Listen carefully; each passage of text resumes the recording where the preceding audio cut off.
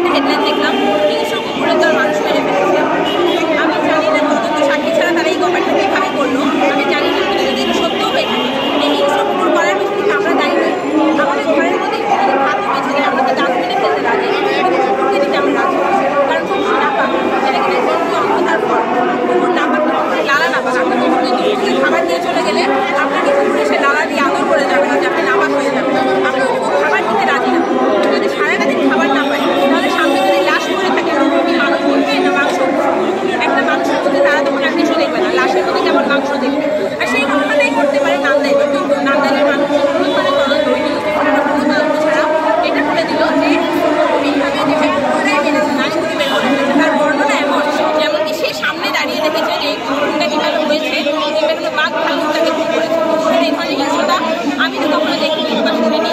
আমি নিয়মিত খোঁজে দেখি 40 থেকে 50টা কুকুর আশেপাশে আশেপাশে যে একটা কেউ আমার উপর করে, তাহলে মানুষের উপর এত হিংসতা কেন? আমি নিজেও জানতে চাই যে আপনাদের উপরে কেন এত হিংসতা? আমাদের সরকারের হিংসতা থাকে না, খাবার তো আমরা দিই। আমাদের উপরে একটা কুকুরও কাউকে এরকম করে না, কারণ তাদের নিয়মিত একবেলা খাবার পেয়ে যদি প্রতিটা কুকুর এত চুপচাপ হয়ে যেতে পারে। পুরো রোডে সবাই মিলে একটা খাবার দিতে পারে না, ভ্যাকসিন দেওয়ার জন্য কথা বলে পুরো রোডে কারো পকেট থেকে 20 টাকা বের হয় না যে কুকুরকে ভ্যাকসিন দিয়ে দেবে। কিন্তু কুকুর টাকা দিলে তখন সবাই দাঁড়ায় যে কুকুরকে রোড থেকে বের করতে হবে, কারণ তার জন্য ভ্যাকসিন দিতে হচ্ছে। রোডে 300 টাকার ভ্যাকসিন দিতে এত খরচ হয়, তখন আপনাদের যে টাকা হিংস্র হবে, কিন্তু আরও হিংস্র হয়ে গেলে কিছু করার তাহলে আপনাদেরই করবেন। আচ্ছা আপু, আমার বাসাতেও আমার 3টা বিড়াল আছে। সরকারি হাসপাতালে গেলাম ভ্যাকসিন দেওয়ার জন্য, তারা বলছে 900 টাকা লাগবে। এটা কি আসলেই টাকা লাগে? জি, ভ্যাকসিনের জন্য সরকারিভাবে টাকা লাগে, কিন্তু অনেক সরকারি হাসপাতালে টাকা নেয় না।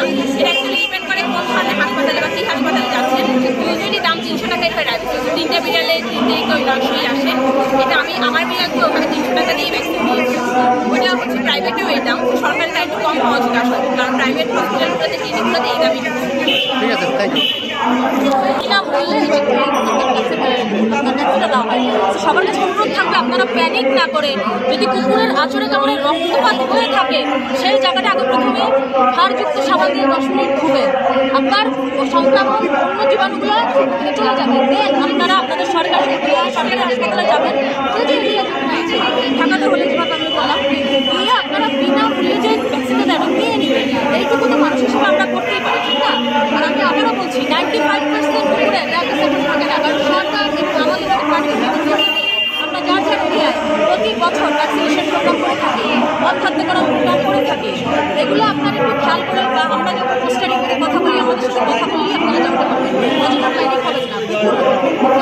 তারা অকারণে কখনোই আক্রমণ করে না। এবং যদি তারা রেবিস আপনাদের, সেটাও আপনি সিটি কর্পোরেশন বা ওই এলাকায় যে কর্পোরেশনের লোকজন আছে তাদেরকে বললে তারা অপসারণ করা বা সেটাকে কীভাবে নির্মূল করা যায়, এটা তাদের দায়িত্ব। কুকুর পিটিয়ে মারা এটা অমানবিক। আচ্ছা, একটা বিষয় জানতে চাই যে সোশ্যাল মিডিয়াতে বা বিভিন্ন সময় আমরা দেখি কুকুর রাস্তাঘাটে যখন গাড়ি কিংবা কোনো মানুষ যাওয়া আসা করে, অহেতুক কুকুরগুলো কিন্তু মানুষকে তাড়া করে।